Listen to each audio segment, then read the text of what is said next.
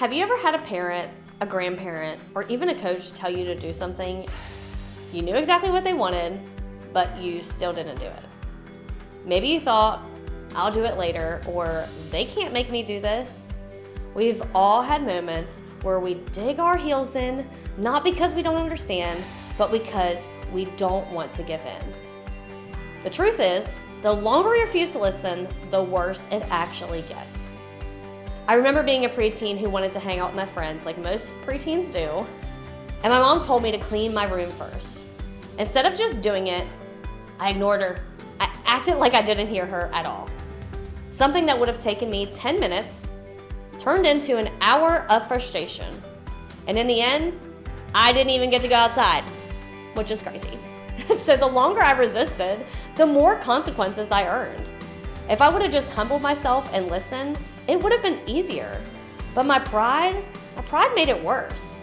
That's kind of what we see happening with Pharaoh in Exodus 10. God keeps sending Moses with a clear message. Let my people go.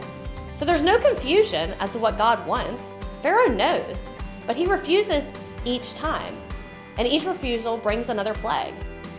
See, Pharaoh will apologize long enough for the pressure to stop, and then his heart hardens again.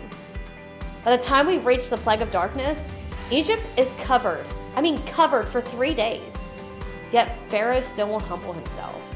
His pride blinds him, and every refusal brings heavier consequences. Here's where this hits us. When we refuse to listen to God or to the people He's placed in our lives, like our parents, our mentors, and even our leaders, things don't get better.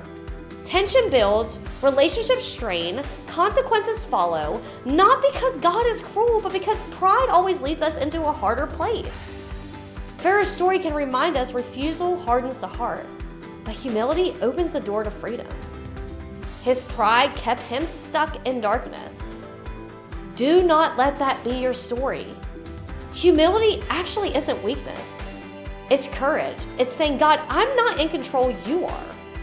The refusal leads to darkness, but then there's life in the surrender. So this week, say it out loud.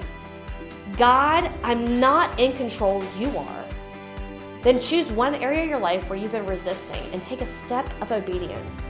Because refusing to humble yourself leads to consequences. But humbling yourself before God always leads to something better.